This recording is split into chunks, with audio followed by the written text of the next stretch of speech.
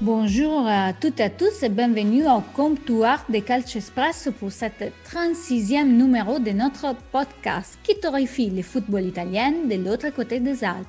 Je suis Valentina Clemente depuis Pérouse et comme chaque semaine, je suis avec mon ami et mon confrère Cédric Canal qui est bien retrouvé à Milan. Bonjour Cédric.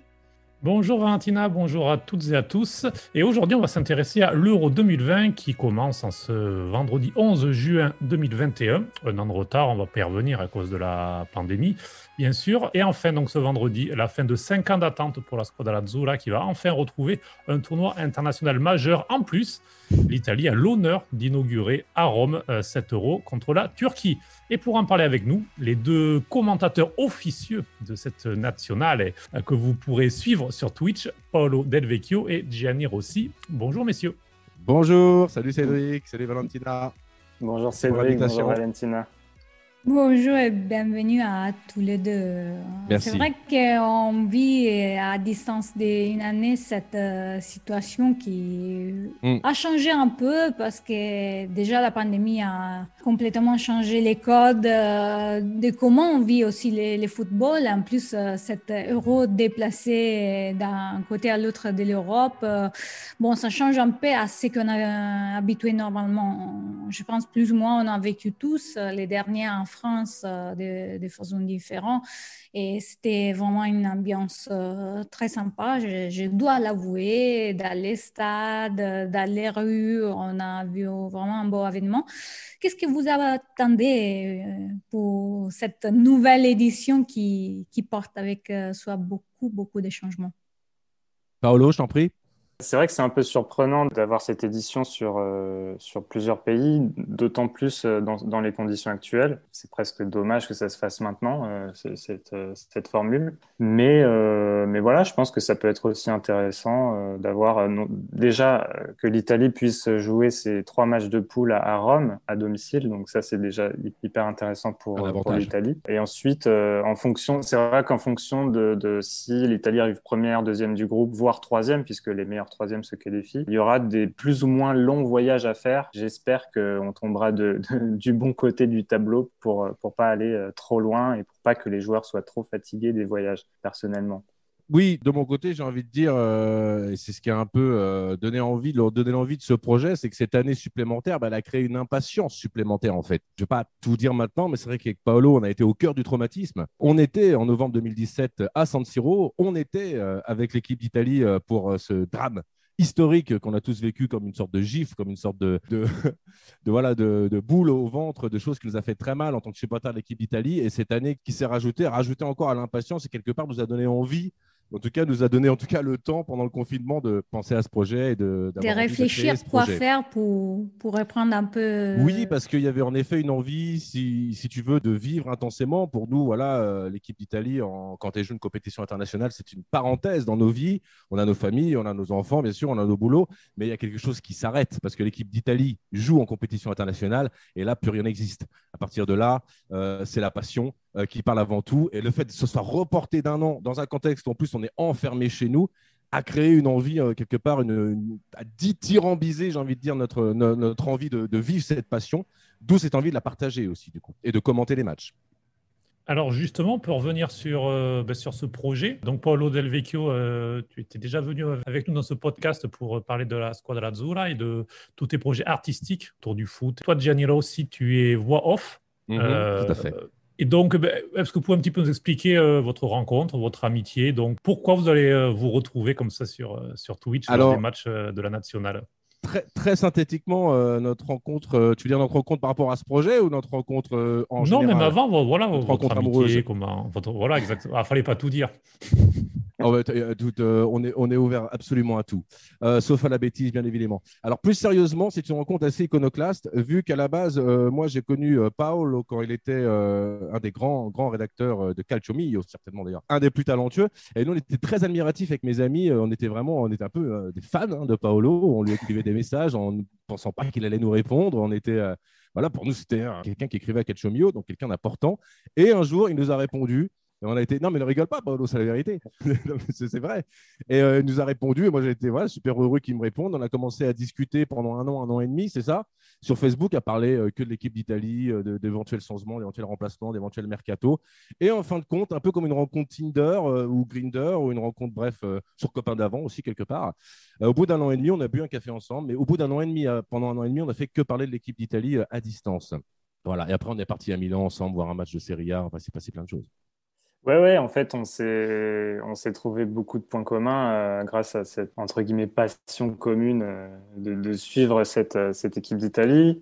Bien évidemment, ça parle pas que de football, ça parle de nos racines, ça nous ramène aussi Tout à fait. en quelque sorte à une part de notre identité. Donc il y avait des rapprochements et puis oui, c'est vrai qu'on a commencé ensuite à se fréquenter. J'ai eu la chance d'aller à son mariage. On a fait Oui, c'est vrai. différents voyages ensuite en Italie, une fois à Milan pour voir un Milan-Napoli et une fois à Naples pour voir un Napoli-Bologne.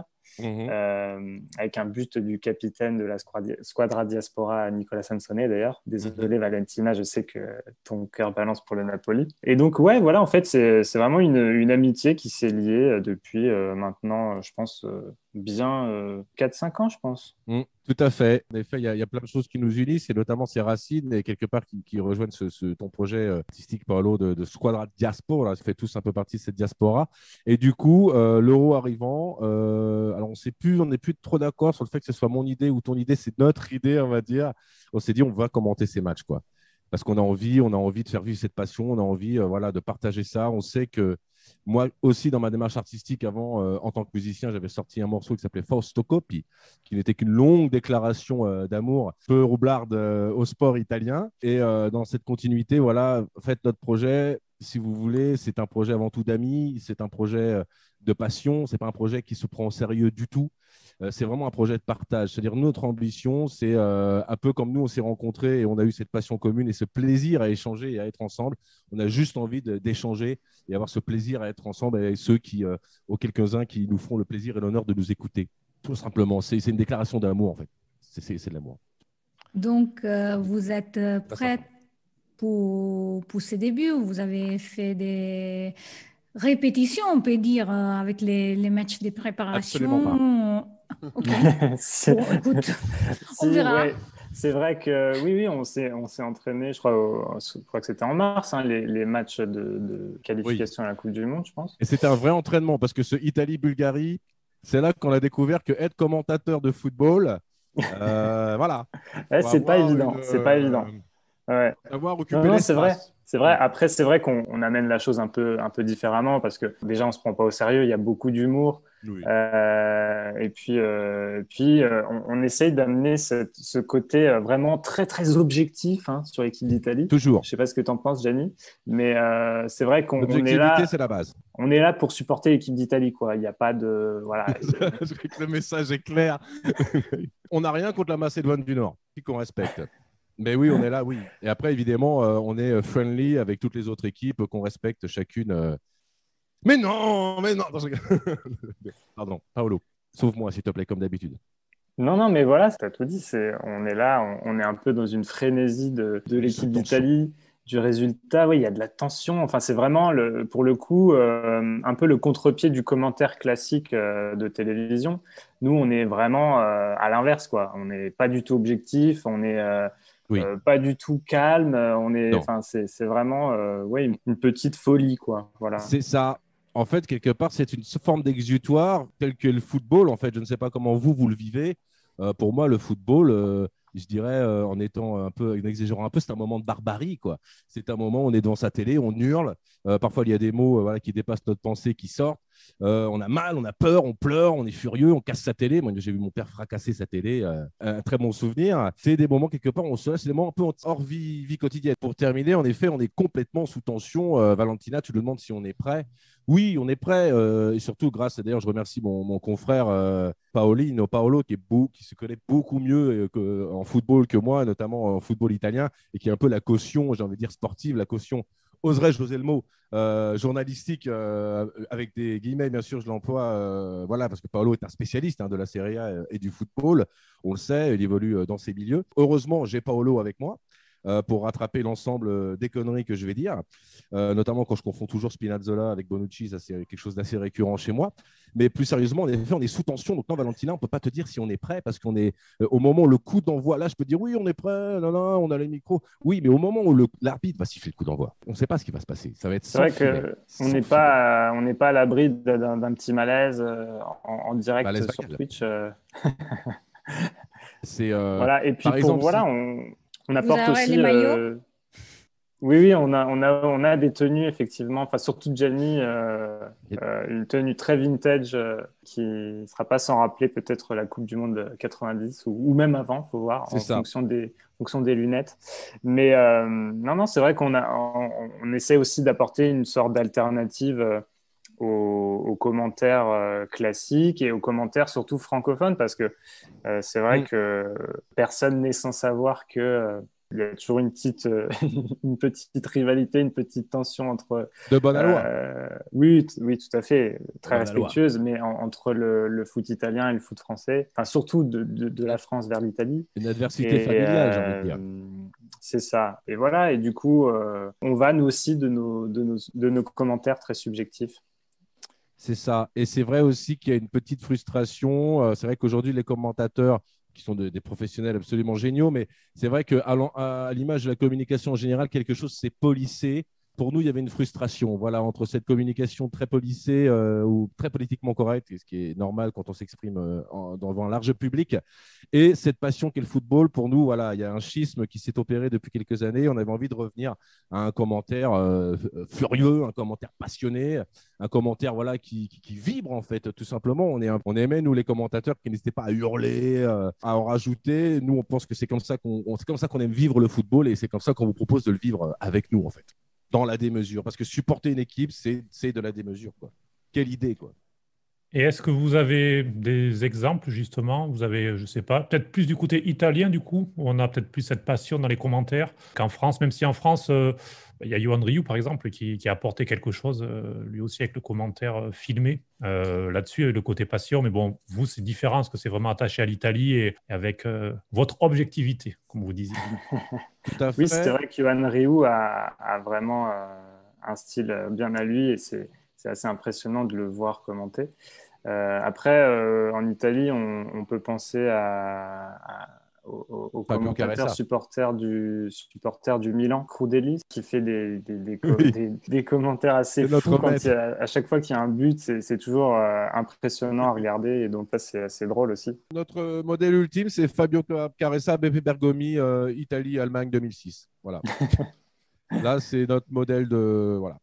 On est là-dessus. On est sur Andiamo à Bergamo, quoi. Voilà. On essaye de viser un peu cette folie-là, cette folie du but de Fabio Grosso. Ouais, exactement. C'est ça la vie des projets artistiques. D'essayer de revivre une sensation pure, quelque chose de fort, et c'est ça, quoi. On va peut-être en parler après de ce rapport à l'équipe d'Italie. Justement, je voulais venir là. Sont lesquels vos liens avec la Squadra Azzurra? Quel est le souvenir que vous portez avec vous, le plus important? Le plus important, c'est forcément Italie-France 2006. Je pense que c'est peut-être le plus beau jour de ma vie, dans le sens où il y a, en fait, dans ce match... tout à l'heure, oui. Ouais, non, mais dans ce match... Voilà, vous y étiez. Déjà, j'étais en famille à Metz, donc ma ville natale, en Lorraine. Et il y a tout dans ce match. C'est-à-dire que non seulement c'est une finale de Coupe du Monde, c'est contre la France. Voilà, on a cette binationalité, parfois cette tension un petit peu. En plus, il y a Zidane, donc la star française, qui pète un câble. Ça va au penalty. Tragédie grecque. Mais c'est vraiment ça. En plus, on est allé fêter le titre au centre-ville, c'était la folie. Du coup, évidemment, les Français étaient... Combien de personnes il y a qui fêtaient à Metz les titres de l'Italie? Franchement, je ne saurais pas dire un chiffre, mais il y a énormément de personnes d'origine italienne en Lorraine. Donc, une des places de la ville qui était pleine, vraiment, c'était la folie, quoi. Et donc, évidemment, les Français, à leur balcon, étaient fous, quoi. Ils nous balançaient des seaux d'eau, des insultes et tout. Enfin, c'était vraiment la finale de Coupe du Monde, mais à son paroxysme, en fait. Je crois que je pourrais jamais revivre une émotion pareille, quoi. Donc ça, c'est le lien que je garde. Attends demain soir.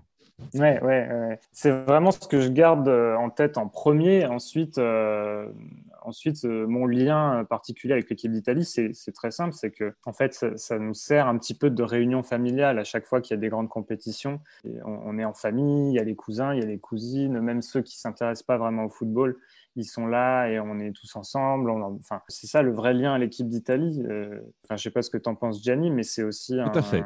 un élément un petit peu rassembleur. Tout à fait. Et puis qui nous ramène aussi à notre histoire, quoi, tout simplement. Je suis complètement d'accord avec toi. On parlait tout à l'heure d'un projet d'amour, de partage. Je reviens sur ces mots qui, pour moi, ne sont pas galvaudés, au contraire, ont un vrai sens. Et en effet, évidemment, le rapport à l'équipe d'Italie, c'est comme tous les enfants à qui on a posé devant une télé et qui, souvent papa, parfois maman, mais souvent papa quand même, dans les années 80-90, nous ont mis devant une équipe. Et c'est vrai que c'est avant tout un amour filial. Un amour familial. C'est un grand-père, c'est un papa, c'est un tonton, c'est une tata qui t'a un jour montré cette équipe et qui t'a dit voilà l'équipe que tu dois supporter, mon fils. Et là, c'est parti, que ce soit le Nigeria, la Macédoine du Nord ou l'Italie, toute ta vie. Comme l'a dit un jour un Argentin très drôle, on peut changer de femme, on peut changer de religion, on peut changer de sexe, on ne peut pas changer d'équipe que l'on supporte. Voilà. C'est vrai. Donc, c'est une vraie passion et comme tu l'as dit, c'est une histoire familiale. Et quelque part aussi, maintenant, une histoire amicale. Pour moi aussi, l'équipe d'Italie, c'est l'occasion de retrouver mes amis.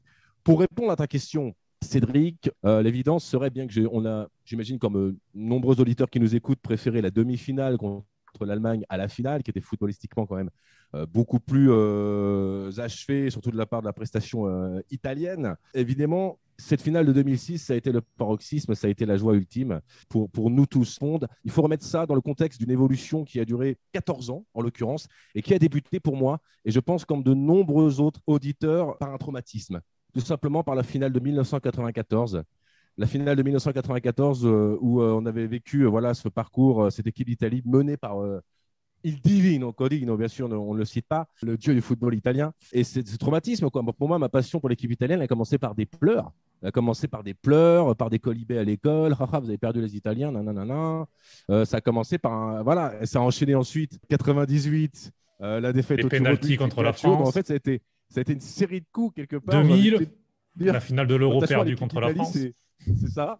C'était un enchaînement de traumatismes, de coups. C'est quelque part comme quoi la psyché humaine, souvent, malheureusement, fixe dans son esprit les expériences douloureuses. Et ce fut le cas 94-98, bien sûr, cette frappe de Roberto Baggio qui passe à quelques centimètres de la lucarne. Vous vous en souvenez tous de cette balle qui roule autour de la lucarne. On a tous cette image en tête. 2000 et souffrance. Ensuite, et ce n'est pas fini parce que, attention, et vous savez où je veux en venir, 2002, le plus grand vol de l'histoire.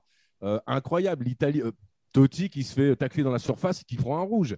Vous le savez évidemment, l'arbitre sud-américain, je ne me souviens plus de sa nationalité, est aujourd'hui en prison. En prison pour deal de cocaïne. Il s'est fait attraper avec 6 kilos de cocaïne dans un avion. Il était évidemment surcorrompu. L'Espagne aussi a fait les frais de ce traitement. Scandale incroyable. Pour moi, l'équipe d'Italie de 2002, excusez-moi, je m'étends un peu, je m'en excuse, mais s'il y a une équipe d'Italie qui devait être championne du monde, sans offense à celle de 2006, celle de 2002. Del Piero, Totti, Vieri, Nesta, c'est pas possible que cette équipe ne fût pas champion du monde. Scandale. Scandale qui restera à vie pour moi personnellement. Mais je pèse mes mots, messieurs. C'était ma réponse. Avant de revenir et de parler un petit peu plus en détail de cet Euro, donc du coup, vous faites vivre les matchs pour la communauté des tifosi francophones. Est-ce que vous avez eu des premiers retours sur vos 2 premiers matchs de mars et qu'est-ce que vous leur réservez pour déjà ces trois premiers matchs de poule de l'Euro et plus si affinité? On a eu quelques commentaires assez sympathiques via le chat Twitch et via Twitter aussi. Et merci à tous, ça fait très plaisir. Ouais, merci beaucoup d'ailleurs. Qu'est-ce qu'on leur réserve, Gianni? Alors, on va monter crescendo si tout se passe bien, car comme on l'a dit, c'est un projet plaisir, donc et surtout en moment de crise sanitaire, les déplacements sont un peu complexes.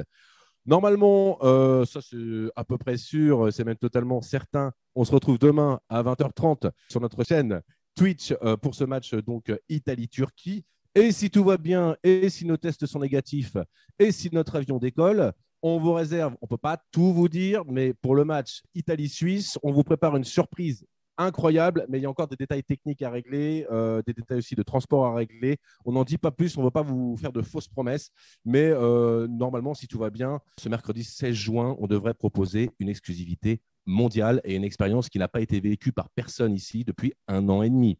Je n'en dis pas plus. Oui, c'est vrai qu'on va se rendre au cœur de l'événement. On va aller Au à cœur de Rome l'événement. si, effectivement, si nos tests PCR sont négatifs, etc. etc. C'est bon, excusez-moi de te couper, on a tellement peur de ne pas monter dans l'avion. Je ne parle plus Là, aux gens, je reste enfermé chez moi. Enfin, oui. on est crispé, c'est vrai, mais on a tellement envie d'y aller, de voir cette équipe d'Italie de nos yeux et de pouvoir vibrer et faire vibrer ceux qui vont nous écouter.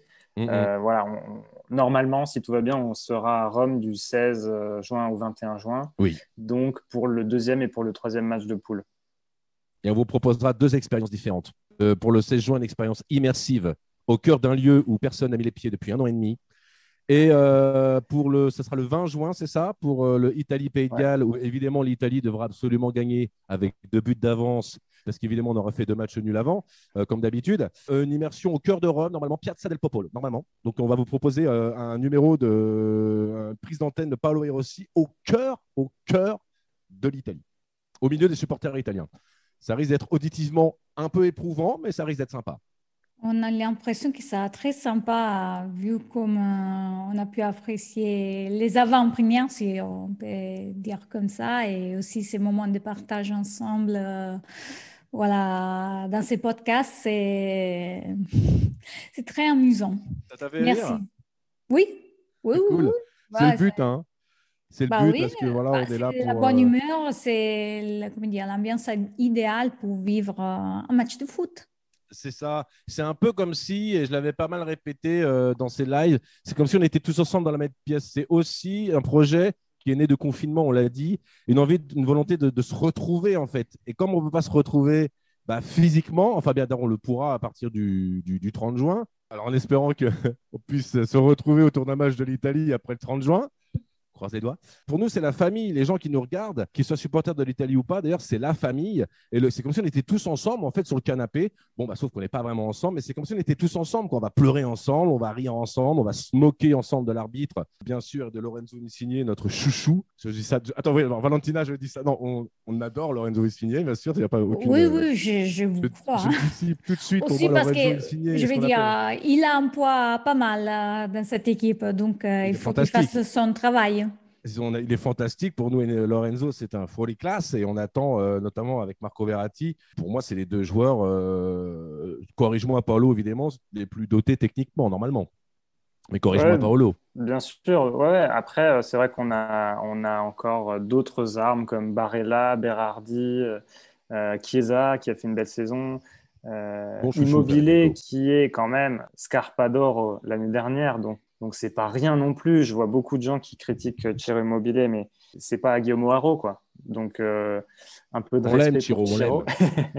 Mais c'est vrai, non, on a des armes et j'espère que voilà. Là, je suis sous tension parce que on est à J-1. Ouais, on est à J-1, donc il reste plus que quelques heures avant le début de la compétition. Ça fait 5 ans qu'on attend, 5 ans. On est à 1 jour, 11 heures et 10 minutes là actuellement quand on enregistre ce podcast. Entre-temps, comme Gianni le disait, on a vécu ce traumatisme ensemble au San Siro face à la Suède au match retour. Donc ça y est, là il faut y aller, il faut gagner, quoi. Il faut vraiment faire une performance. Justement, vu que vous parlez des joueurs, quels sont selon vous les points forts et les points faibles, s'il y en a, de cette nationale, et disons la liste finale? On vient de parler un peu des points forts. Donc, les points faibles, je dirais que ce sera peut-être notre défense parce qu'on a un Florenzi qui a terminé la saison pas vraiment au top. Bonucci, ça fait peut-être 2 ans qu'il est, voilà, il n'est pas non plus à son meilleur niveau. Chiellini, quand il joue, il est bon, Mais est-ce qu'il va tenir un match tous les 4 jours? On ne sait pas. Donc, je pense que l'inconnu, c'est ça, c'est notre défense. On a aussi Spinazzola qui a tendance à se blesser assez souvent. On a Emerson qui n'a pas beaucoup joué ces 6 derniers mois. Oui, si on a un milieu de terrain vraiment hyper fort et des gros atouts en attaque, c'est vrai que notre défense, elle pose question. Après, ça fait quand même 8 matchs que l'équipe d'Italie n'a pas encaissé de but. Oui. Donc, il faut être positif. 27 matchs en défaite. Peut-être qu'ils vont réussir à sortir une dernière grande compétition, Bonucci, Chiellini, avant d'arrêter. Et puis, Bastoni, il est sur le banc. Oui, Bastoni, il est même, je pense, même derrière Acerbi dans la hiérarchie. Oui, donc on a la situation aussi de la réserve un peu. Gigio. Oui. Gigio, alors. Vu de la situation, les changements en cours.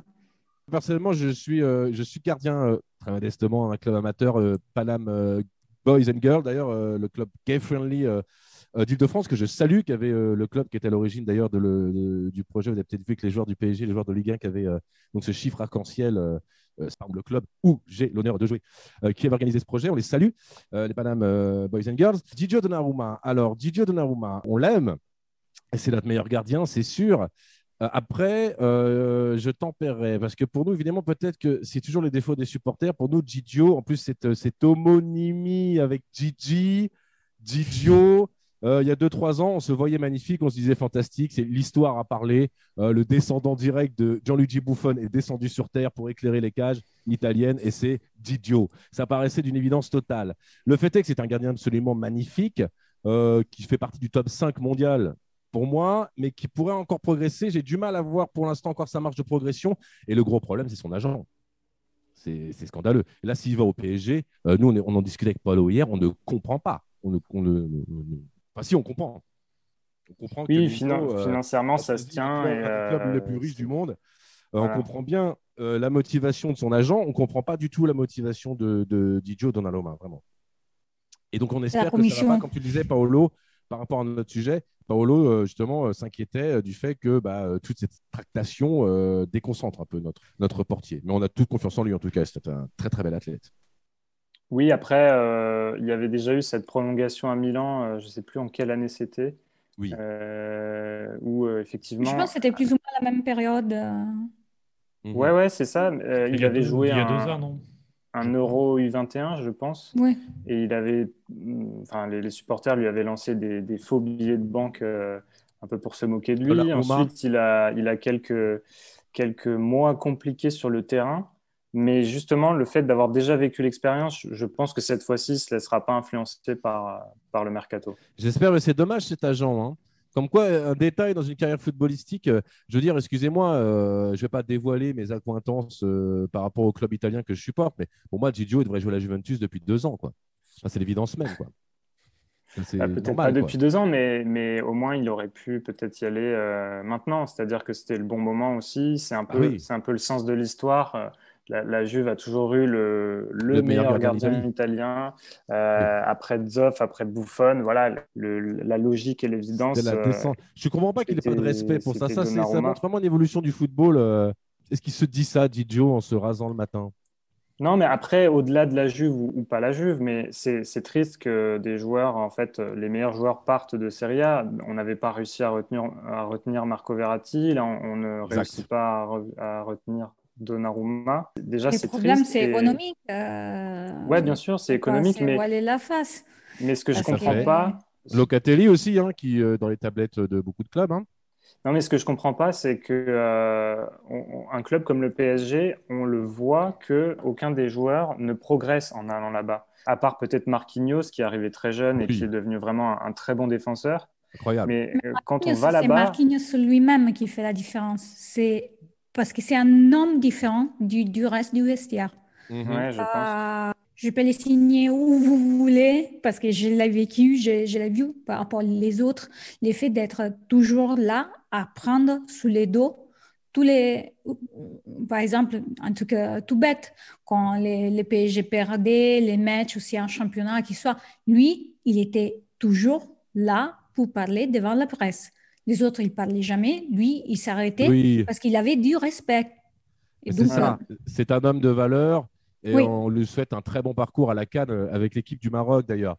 Et, Non, mais, c'est un non, mais athlète fantastique. Revenir juste sur le pour sujet, terminer oui, avec Paolo. le PSG, enfin, il y a plein d'exemples. Marco Verratti, il n'a pas non plus énormément progressé. Il est influencé aussi Oui, par d'autres choses que le football là-bas. Moi, je trouve ça vraiment dommage qu'on se dise, tiens, j'ai un avenir footballistique en allant au PSG. Alors, très bien les salaires, etc. Mais j'ai l'impression que les choix des joueurs de Mino Raiola, et pareil avec Paul Pogba quand il est parti à Manchester, ne sont vraiment pas du tout dictés par le sportif. Et je trouve ça dommage vu les qualités de ces joueurs-là. tout à fait. Et pour revenir sur votre question, donc Didio Donnarumma, pour nous, il a toute notre confiance. Sur la défense, oui, je vois ce que tu veux dire, Paolo. Je vois très bien où tu veux en venir, mais quelque part, c'est normal parce que c'est toi qui sais, tu es le cerveau de cette affaire. Moi, j'en suis le cœur, donc je suis l'irrationalité. Et moi, j'ai envie de penser que Giorgio Chiellini et Leonardo Bonucci vont se dire j'imagine toujours dans ma tête le matin sous ma douche des discours imaginaires de joueurs de l'équipe d'Italie. Ok, d'accord. Et je me dis non, les mecs vont se dire attends, dernière compétition, les gars, on donne tout. Giorgio Capitano, il va arriver. Giorgio donne tout à chaque fois, de toute façon. Non, mais Giorgio donne tout et on ne peut rien lui reprocher. Quand même, Giorgio, c'est notre dernier modèle existant du défenseur italien, avec peut-être un peu moins de prestige, un peu moins de glamour qu'un Maldini, qu'un Nesta, qu'un Navarro, certes, mais quand même, Giorgio, voilà, c'est l'établissement de la défense italienne. Et je pense qu'à mon avis, il va poser ses appétences sur la table et arriver très, très fort. Le milieu de terrain, pour moi, et là encore une fois, je parle de façon tout à fait objective, on a le meilleur milieu de terrain d'Europe, tout simplement. J'ai beaucoup de respect pour N'Golo Kanté, qui est un artiste du ballon, on peut le dire. Paul Pogba, qui n'aurait jamais dû partir de la Juve. Bref, quand même, excusez-moi, Verratti, Barella, Jorginho, Locatelli, excusez-moi, il y a un moment, est-ce qu'on a le droit de dire qu'on est fort? Je ne sais pas, mais moi je le dis en tout cas, et avec beaucoup de passion. Quant à l'attaque, j'attends beaucoup. Alors, Chilo, on sait, difficulté marquant l'équipe d'Italie, mais je pense que ça va se régler. Lorenzo, il faut qu'il devienne ce foyer classe qu'il est, ce détonateur qu'il est. Et on est tous derrière lui pour ça. Et moi aussi, j'attends aussi mon petit chouchou, Federico Chiesa, qui pour moi peut beaucoup apporter. Et je sais, Paolo, ce que tu vas me dire. Respect au max pour Berardi, un joueur que je ne connaissais pas. Je ne sais pas vous, de votre côté, les gens qui nous écoutent. Je ne connaissais pas trop Domenico Berardi. Et quel joueur! Quelle régularité, quelle efficacité, quel réalisme. Magnifique. Tout le monde, mes potes à chaque fois, mes Français me disent quoi, Domenico qui? Mais il joue où ton gars, hein, Sassuolo, c'est quoi? Les gens sous-estiment. En fait, Berardi, on le connaît depuis longtemps parce qu'il est arrivé très très jeune à Sassuolo et il est Magnifique monté joueur. en Serie A avec Sassuolo et tout. Et en fait, pendant longtemps, il a eu justement un problème de régularité. Il était très nerveux sur le terrain. Je pense qu'il se prenait un jaune par match ou tous les 2 matchs, Alors que parfois maintenant, c'est des totalement cartons l'inverse, rouges. non?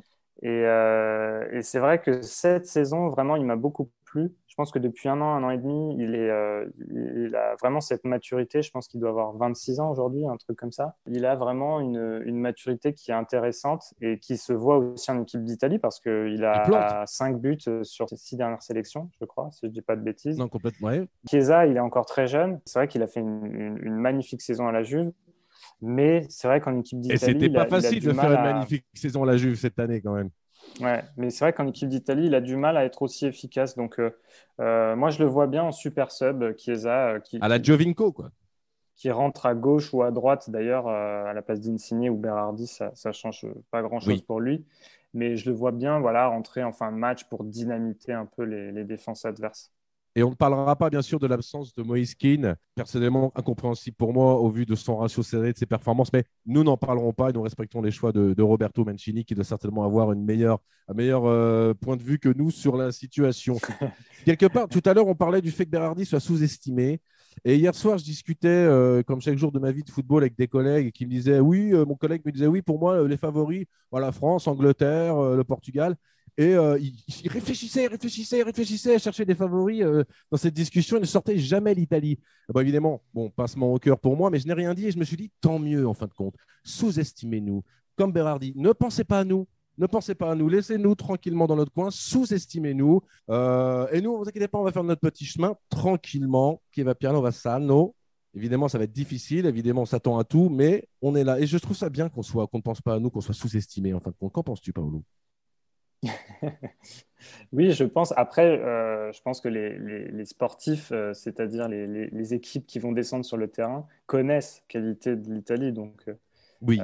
pour le Je parlais bien coup, sûr je du pense point que de les... vue public, hein, de l'opinion publique. Ouais, ouais. Mais bon, le public ne va pas jouer les matchs, mais les sélectionneurs Certes. connaissent bien nos joueurs et ils savent comment on va jouer. On a un jeu qui est alléchant, voilà, qui a été construit depuis 3 ans. Ça fait 3 ans que Mancini a repris l'équipe.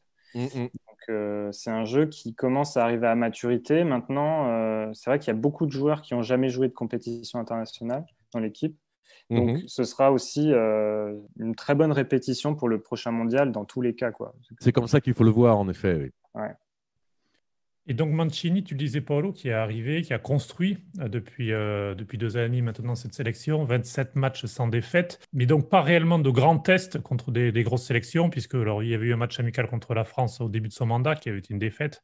Il y avait eu 2 matchs contre le Portugal. D'ailleurs, la dernière défaite, c'est contre le Portugal. Et bon, c'était en tout début de mandat. Il y a eu ces 2 matchs contre les Pays-Bas, qui ont été aussi plutôt convaincants. Mais bon, voilà, il n'y a pas peut-être énormément de certitude, on va dire, malgré tout, contre les gros. Alors, quel est l'objectif minimum, puisqu'on parlait un petit peu des favoris, de la France, de Mhm. l'Angleterre, l'Allemagne, l'Espagne. Quel est, selon vous, l'objectif minimum de cette nationale? Moi, je pense que l'objectif minimum, ça doit être un quart de finale parce que arrivé en quart, on va commencer à rencontrer des équipes comme la Belgique, l'Allemagne, l'Angleterre ou autres. Mais personnellement, j'espère une demi-finale. Après, tout est relatif, c'est-à-dire qu'en 2016, par exemple, on sort au penalty en quart de finale contre l'Allemagne, donc ils sont champions du monde à l'époque. Et pour le coup, je retiens vraiment une superbe équipe d'Italie en 2016, bien qu'elle sorte en quart de finale.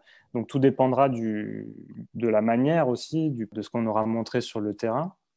Et oui, je pense qu'un quart de finale minimum, et si on va en demi, c'est très bien. Et je pense qu'on a quand même la capacité d'inquiéter quasiment toutes les nations.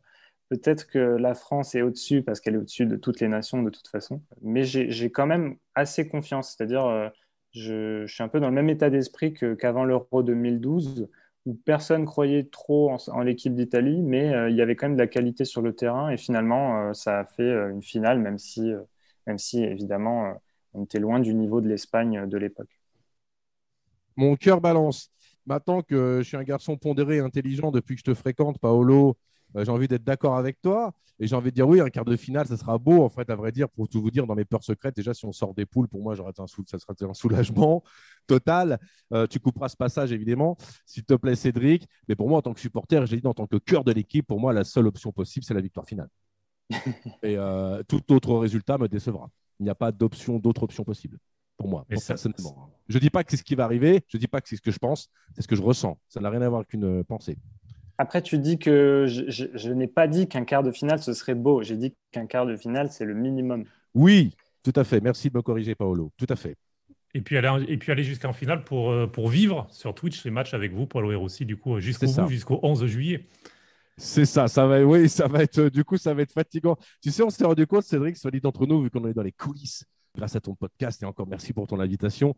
On s'est rendu compte, en fin de compte, parce qu'au début, on était là, ouais, génial, on commente les matchs. Et en fait, la première mi-temps, le litre siffle, on était crevés, en fait. C'est un boulot de dingue de préparation. On passe 8 heures par jour au téléphone. Nos femmes ne nous parlent plus. J'ai envoyé 14 000 vidéos, 14 000 messages WhatsApp. Et c'est un vrai sport. Et oui, on espère pouvoir commenter jusqu'au bout cette compétition. En effet, ça serait fou. Et alors, j'en profite, vu que tu reviens sur le sujet, Paul, aussi, pour rappeler très synthétiquement le concept. Donc, tu mets ton match sur M6, sur TF1, sur Bein, où tu veux. Tu coupes le son. Et donc, tu mets à côté ton smartphone ou ton ordinateur avec la chaîne Twitch Paolo et Rossi avec le son à fond, par contre. Je te conseille de brancher sur la chaîne IFI, directement, boomer à fond, basse à fond, sub à fond, et de vivre avec nous ce match, tout simplement. Et fenêtre ouverte pour faire profiter à tout le quartier. Important. Alors, Aussi fenêtre les voisins. ouverte, drapeau de l'Italie. Moi, mon drapeau, on ne peut pas le voir là à l'image, mais est déjà sur mon balcon. Provocation sympathique à l'ensemble de ma rue. J'habite à Paris 20e. Donc, il y a beaucoup de nationalités différentes. C'est très agréable. Donc, tu éteins ta télé, tu mets Paolo Rossi à fond et tu vibres avec nous sur ce match. Tout simplement, quoi. Et oui, tu peux regarder aussi l'image, ça va être un peu marrant. Il se passera des choses. Par exemple, on parlait tout à l'heure de tension et tu demandais, Valentina, si on est préparé. Globalement, comme tu le vois, on est prêt. Mais par exemple, je ne sais pas, je croise les doigts, je touche du bois en même temps. Je sais pas, si la Turquie ouvre le score, je ne sais pas quelle va être ma réaction. Peut-être que je vais arrêter. Je vais dire à la caméra, stop. En fait, non, je ne veux plus commenter. Cassez-vous, laissez-moi chier. Enfin, je ne sais pas. Il peut tout se passer. Calme, il faut rester calme. Comme tu te rends compte, maintenant que tu me connais depuis une demi-heure, ça va être un peu dur. Oui. C'est ça. Non, il n'y aura pas Calme, c'est Paolo. Non, mais Complémentaire. c'est, comment dire, mon rôle de vous ramener au calme. On a encore quelques heures à vivre avant Merci, les but Valentina. de 7 euros. Et donc, voilà. Au Merci, moins, Valentina. avant que l'arbitre siffle les débuts, on essaie de rester calme parce qu'après, ça sera très compliqué. J'entends bien. Et tu l'as dit, et je pense que c'est. Merci pour ce rappel. On va rester gentil, on casse rien, promis. Pour Mais c'est l'instant, vrai, en tout cas. comme le disait dans notre vidéo hier publiée sur Twitter, je pense que tous les supporters qui nous écoutent le ressentent. Dès demain matin, dès demain midi, il y a quelque chose qui va se passer corporellement, une sorte de crampe voilà, qui va s'accentuer vers 17h. Ça va être l'enfer. 18h, voilà, ça va devenir de plus en plus tendu. Comme avant un examen, je ne sais pas si vous avez cette sensation aussi, non? Comment vous le ressentez, vous? Comme avant un examen important, comme avant le bac, comme avant de passer ton permis, tu es là. C'est Comment clair. ça se passe pour C'est vous? vrai. Ouais. C'est exactement ça, c'est vrai. Mm. C'est un petit peu la même chose avec la. Pas forcément la délivrance à 20h45, mais ce sera plus peut-être vers 22h30, mais Oui. à la fin du match. Lorsque ce sera Mm. fini avec, on l'espère bien sûr, une victoire de l'Italie, puisque la Turquie, on n'en a pas parlé, mais c'est quand même une belle équipe. C'est certainement l'adversaire le plus redoutable du groupe, dans ce groupe assez équilibré. Tout à fait. Donc ça promet en tout cas un beau match d'ouverture. Tout à fait. Et c'est ça, en plus, qui en rajoute toujours à la dramaturgie d'être supporter. C'est qu'en effet, on arrive directement sur la Turquie. C'est une équipe de caractère. Une équipe qui, tu parlais de cette fabuleuse équipe de France, Paolo, mais qui a quand même fait match nul et une défaite contre la Turquie en campagne. Donc un bilan totalement négatif. On sait avec des joueurs turcs, notamment Yilmaz, hein, qui a fait un très beau parcours avec Lille cette année. Voilà, après, je ne vais pas tomber dans des préjugés ou des images un peu. Voilà, je vais en rester là pour ce qui est de l'âme turque. Mais oui, en effet, ça va être chaud. Ça va être chaud. Ouais. J'aurais bien aimé commencer par Italie, Pays de Galles, tu vois, avec tout le respect que j'ai pour mes amis gallois, tu vois. Moi, si tu veux, ma peur, ça va 20h45. Si les 20 premières minutes, on ne prend pas de but, déjà, je vais commencer à re-respirer de façon à peu près correcte. Tu vois ce que je veux dire? Le traumatisme du but à la 7e. Le truc. Mais est-ce que vous le sentez, le but de Çalhanoğlu ou de Demiral, genre joueur de l'AC Non. Milan ou de la Juve, qui va, qui va ouvrir le score face à l'Italie? Ne nous porte pas l'œil. Bon, non, non, non, non, non. Il ne faut pas penser à ça. Il ne faut jamais imaginer un match avant les matchs. Je suis de cette Ne jamais le faire dans sa tête avant. J'avoue. En tout cas, merci beaucoup Gianni et Paolo. On vous retrouvera donc à partir de 20h30 ce vendredi 11 juin pour le match d'ouverture de l'Euro, Italie-Turquie. Et nous, on va aussi vous proposer un petit conseil. Alors, je ne sais pas si on va vous conseiller d'ailleurs. C'est Valentina qui va nous parler d'un documentaire qu'elle a vu il y a quelques jours sur un joueur qui a été... Voilà, sur un film plutôt. D'ailleurs, Gianni a évoqué son nom tout à l'heure en parlant de 94. Je vois.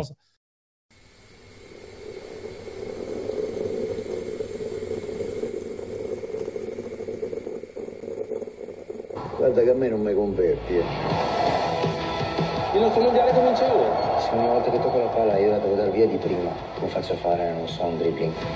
Pesi solo a te stesso, non fai gruppo. Ma forse eri te che mi trattavi sempre peggio degli altri, invece di credere in me una volta. La cosa importante che devi capire è che dipende tutto da te.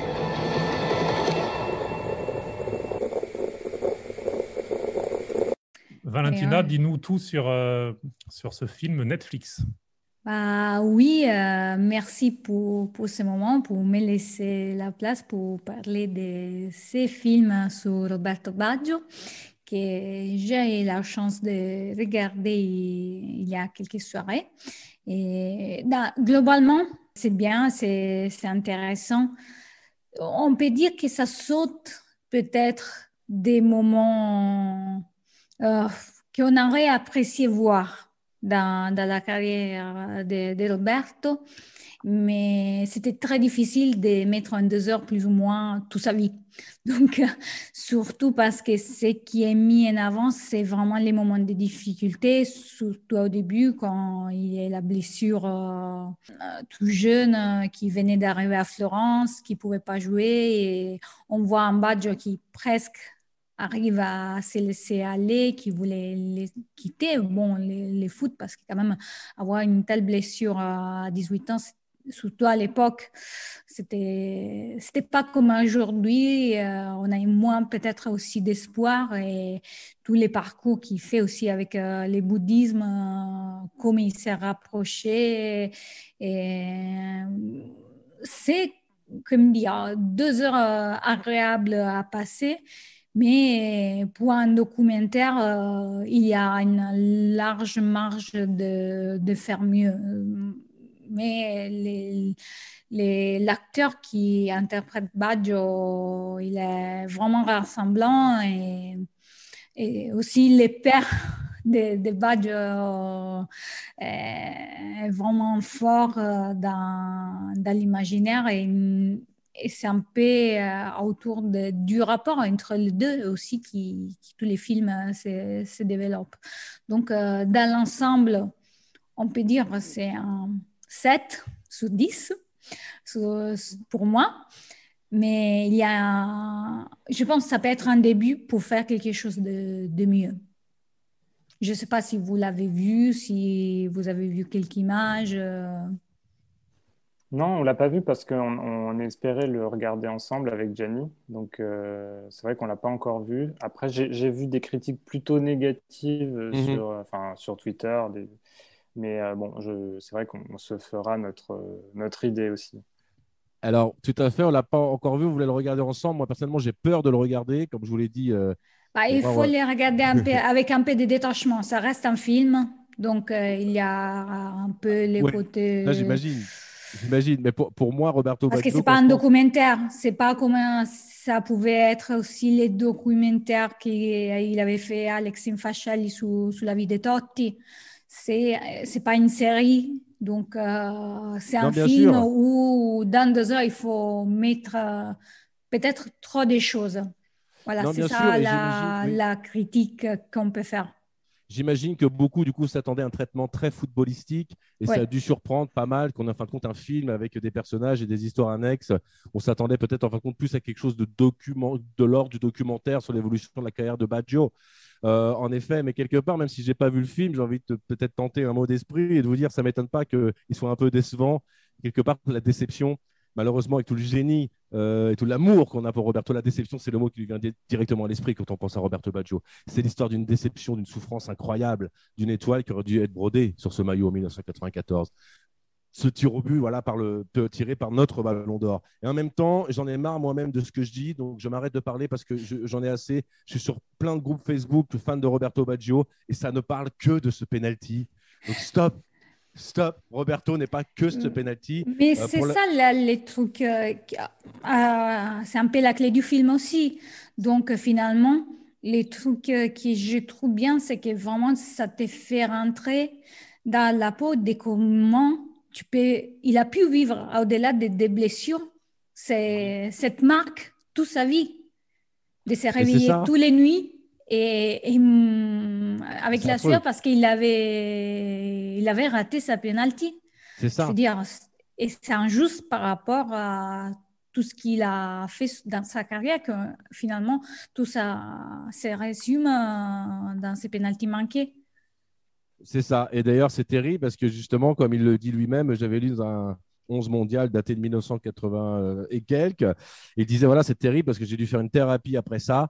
Et malheureusement, je suis très connu. Et partout où je vais, dès que je vais acheter mon pain, on me dit ah, Roberto Baggio. Ah non, le penalty.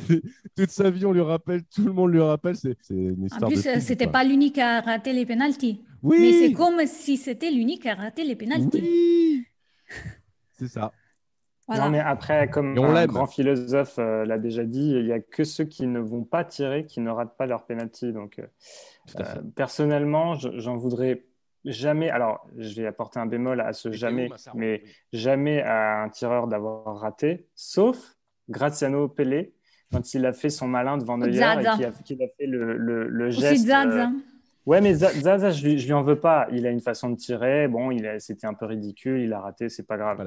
Mais Graziano Pellè, il a fait son petit geste, genre je vais te faire une panenka devant Neuer, le meilleur gardien du monde.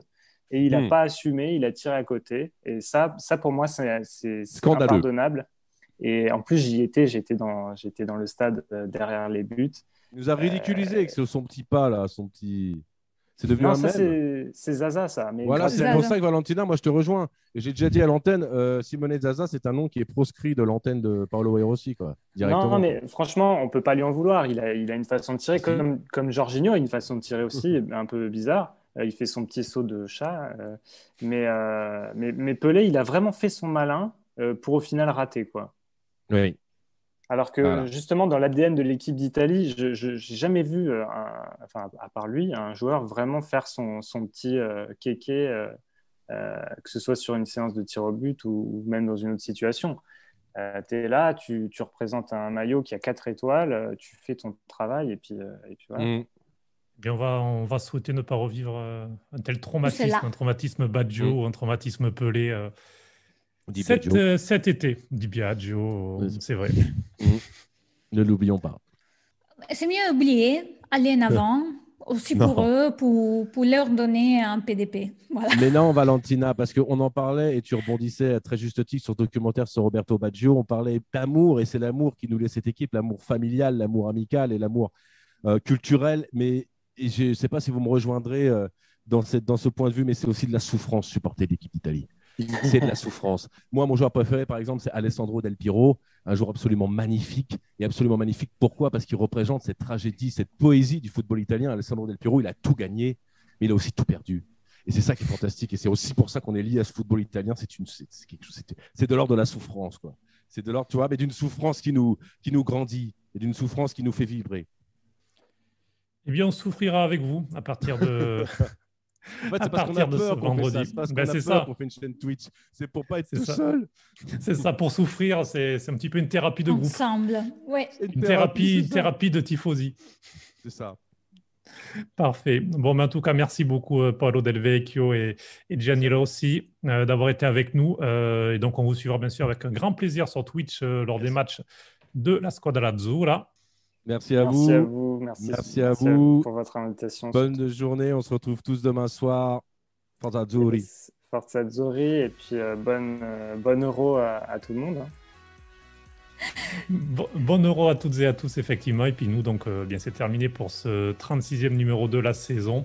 Vous pouvez nous retrouver sur calcioespresso.com ou nous écrire sur contact@calcioespresso.com pour vos réactions ou encore des idées de sujets. Puis vous pouvez bien sûr retrouver notre catalogue sur les principales plateformes, que ce soit AudioMins, Spotify, Deezer, Google Podcast, Amazon, YouTube, Apple Podcast. On est partout, donc abonnez-vous et vous pouvez comme ça écouter sans problème. Et oui, retrouvez aussi toujours en avant-première sur Patreon. Et vous pouvez vous abonner pour avoir tous les numéros et les bonus en avance.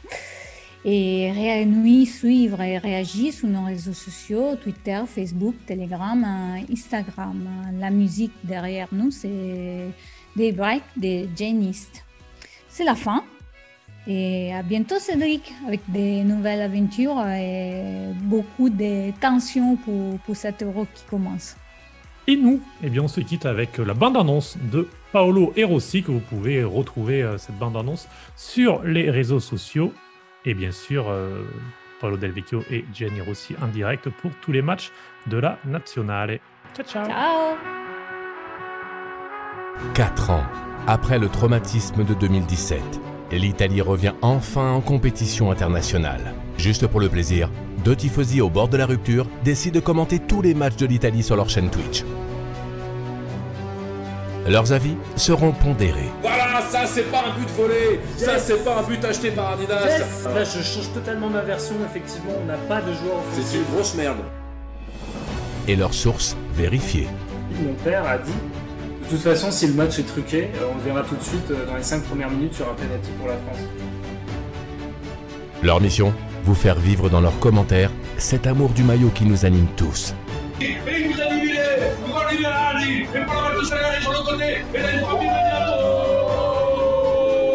Venez rêver avec nous et espérer que l'équipe d'Italie marque l'histoire.